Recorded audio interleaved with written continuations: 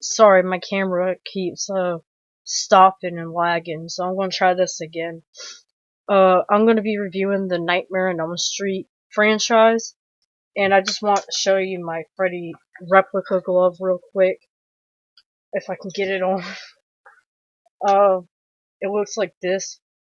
It's kind of hard to move because my hands are small, but I don't know why my camera keeps lagging. But anyways, I'm gonna try to review this without getting annoyed. Uh, I have the Nightmare on Elm Street box set, and it has movies up to Freddy vs. Jason, and none of the, I think Freddy vs. Jason's the only one that has special features, the rest don't. But anyways, I'm gonna review the first movie, which is A Nightmare on Elm Street, which came out in 1984. At this time, this movie was considered a groundbreaker in the slasher genre and also the horror genre in general. And the reason why it was considered groundbreaking in the slasher genre is because, you know, it had more creativity to it. You know, because Freddy, he invades people's dreams and he kills them, which was never seen in a slasher movie before. Also, he talks, the killer talks, you can see his face, even though it's severely burned, but you can still see his face. His weapon is pretty creative, you know, the claw hand. And he cracks jokes, which became more prominent in the later movies. And, you know, this movie came out before Child's Play, so Freddy was like the first slasher villain to actually crack jokes and talk a lot. But anyways, I know I say that a lot. The most people already know the plot of the movie. It's about a teenage girl named Nancy, and she keeps having this dream. Her and her group of friends keep having this dream about a burnt man and a fedora and a red and green Christmas sweater, which I'll get into why it was chosen that he wears that. And he has a clawed hand, and he keeps chasing them, and they don't know why. But eventually, later on, you find out that he's trying to kill him because he's getting revenge on the parents that killed him, because when he was alive, he was a child murderer and child molester, but of course they cut that out in the original movie because there was a big case going on, so they didn't want that in the movie, so they cut it out. But in the remake, they put it back in. And, so, well, he was, you know, murdering and killing children, and the parents, there was like a loophole or something when he went to court. So when he got off, basically, so the parents took justice into their own hands, and they crowded him in the house, and they burned him alive. And now he's going after the children of the parents that killed him. And of course, you know, Nancy's friends start dying off one by one, and she has to go and defeat Freddy. Some of the highlights of this movie I really like are the dream sequences, and as one of the main reasons why I'm not a big fan of the series. I like a few of the movies. I'm not a huge fan of the series, but I do like the creativity they put into the dream sequences and how Freddy uses the dreams to actually kill his victims. Like, you know, there's a famous scene, because this is Johnny Depp's first movie. He's the one that gets pulled into the bed, and then the blood like spurts out everywhere, all over the walls and all over the ceiling. That scene was done actually, which is pretty cool how they did some of the scenes in here. It was actually in a rotating room. That's how they did it. And I forgot how many buckets of blood they used, but it was a lot. I think it was like the goriest scene in the movie, and that's how many buckets of, I forgot how many buckets of blood they used, but it was like that scene was the scene they used the most gore in. There's also a scene after that when Nancy, when Nancy finally pulls Freddy out of the dream, and she's like in the house because her mom bars up the windows earlier because she thinks that Nancy's going crazy. So, uh, well, there's police at the crime scene of where Glenn died, which is Johnny Depp's character, and there's blood dripping from the ceiling, and then you see a cop coming out, and he's like covering his mouth, and he's about to throw up, and then one of the cops says, he's been puking in the John all day ever since he saw it, and so it kind of shows like how gory and nasty it really was. Another famous death scene in the movie is the character Tina. Now Tina is the first one to actually start experiencing Freddy in the dreams, and well, she has a dream where she's walking in an alley by her house, and Freddy starts chasing her. And there's that famous scene where his arms like are outstretched, and he's like scraping his fingers up against like the gates and the fence and the houses.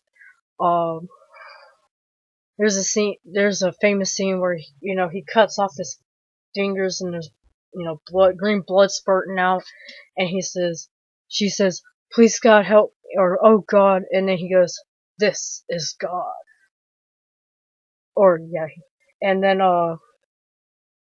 yeah, that was wrong. No, he holds up his glove and said, "This is God," but there was a scene where he cuts his fingers off, and well, she falls into some trash cans. Freddy's chasing her, and he gets on top of her. And then you see in real life what's going on. She's like thrashing around on her bed, and her boyfriend's in there. And she gets lifted up into the air and pulled up onto the ceiling, and she gets cut, like gutted almost, and falls right down the bed in like a pool of blood. That scene was also used in the rotating room. There's some not that creative deaths. There's a scene where Rod, one of Nancy's friends, he gets hung by Freddy in the jail by a sheet. Nancy's mom's death was not that good. Well, you don't really know what the hell happened to her. There's some other creepy imagery. There's a scene where Nancy's sleeping in bed, and you see Freddy's figure like leaning over her, and then he sucks back. That was done by they put spandex on a wall and made, I think it's the prop guy or one of the special effects guys that did that scene. There's the scene in the bathtub where Nancy's taking a bath, and Freddy, like, his claws sticks up in between her legs, and he's gonna pull her down, but of course her mom knocks on the door, so he pulls it back, and then the next scene he pulls her down, and she's like in this black abyss.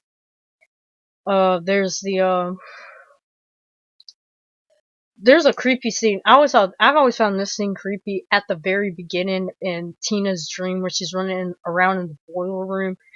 There's a scene where there's like a lamb there. I don't know why it creeped me out, but it's just like really weird. There's like she sees the lamb and starts running off, and then like she's walking around trying to hide because all you hear is Freddy nails and him laughing and stuff. And then she hides, and then he jumps up behind her and grabs her. There's a cool shot in the movie after Nancy pulls Freddy out the dream. There's a scene where he jumps through she pulls him out, and they're fighting like on the bed and stuff. And she goes like, she looks in the mirror, she goes, "This is a dream, isn't it real? Is this a dream? It isn't real." And then he jumps through like a mirror, he busts through the mirror. I thought that scene was cool. There's a scene where she's talking on the phone, and he goes, the bottom half of the phone turns into Freddy's mouth, and he goes, "I'm your boyfriend now, Nancy." There's also another creepy scene in the school where Nancy falls asleep in class, and she sees Tina in a body bag. It's like a clear plastic body bag, and she's like telling Nancy to come here, like showing her to the boiler room. And she runs out into the hallway, and she knocks into this girl, and she's wearing the Freddy striped sweater. And the girl goes, "Where's your pass?" And Nancy goes, "Screw your pass." And then Nancy turns around because the girl's like, "Hey Nancy," like her voice changes to Freddy, and she has his glove. She goes, "No running in the hallways." And then, well, she goes down into the boiler room, and Freddy starts going after her, and she burns her arm on a pipe, and she wakes up. And uh, there there's just some cool scenes, and I like the scene. I know Wes Craven does this like in every one of his movies.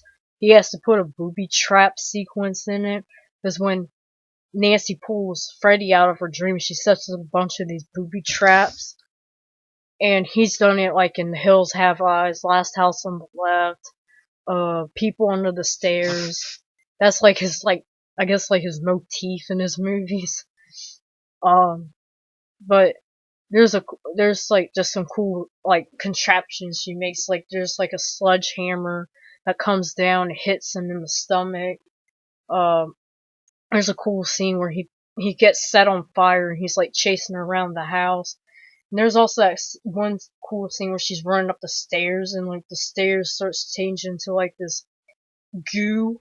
Like when she's walking up, so she's having a difficult time getting up the stairs. Um, there's the final scene where she goes in there to confront Freddy, and she sees her on top of sees him on top of her mom, and she's like all burned up and stuff, and I forgot what happened, but he disappears into the bed, and then she's like trying to forget about him, because if you forget about him, that's how he loses his power. Well, there's a scene where he pops up, you see a sheet rising, and then like his claws go through and he rips out. I thought that scene was cool. They redid that scene in New Nightmare, and she tells him, she's like, "I'm gonna take every ounce of power I gave to you." She's like, "You're nothing. You're just shit." And then like he disappears, and then it's like the next you think it's the next day, which I didn't really like this scene. They should have just ended it where she told Gate took his power away. But you see her friends like alive. They're riding in a car, and she gets in the car, and like the roof comes over, and it's colored like Freddy's sweater, and the car starts locking and stuff, and she starts freaking out and stuff, and she sees her mom just standing there smiling, and then you see Freddy's arm like breaks through the little window in the door of the house and pull her mom through. And you could tell it's a dummy, but I didn't really like that ending. I don't think Wes Craven wanted that ending either. I think it was the producer Robert Shea, because he wanted like an unexpected ending, because he wanted to say, "Oh, maybe we'll make another movie." But I'd rather they should have just left it where Nancy took all his power away. Um, yeah, I mean, I'm not like a huge fan of this series. I've always been a fan of like Halloween and Michael Myers, and because they're not the Halloween series kind of like Friday the 13th, Nightmare on Elm Street. They're kind of like the most well known, the most liked out of the main slasher franchises. But I saw Halloween first, so I always love Halloween and that series. But this, I'll admit, out of all the major slasher franchises, this is the most creative out of them, because they implement the dream sequences and all that. And some things I wanted to touch up on. I don't know how much time I have, but Freddy's sweater, the reason why his sweater is that color is because Wes Craven read somewhere that when green and red's put together it confuses the eyes, so that's why he made it his sweater that way. Also, he got inspiration after reading articles about young Asian men dying in their sleep, and they didn't know why because they were afraid to go to sleep. And there's the main story where a young man, he's had trouble going to sleep, and his parents gave him sleeping pills, and when they did, they heard him screaming, they ran up into his bedroom, and he was dead. And then when they were investigating stuff, they found like a coffee pot and caffeine pills, and yeah. Anyways, I don't want to go too long, but that's my review.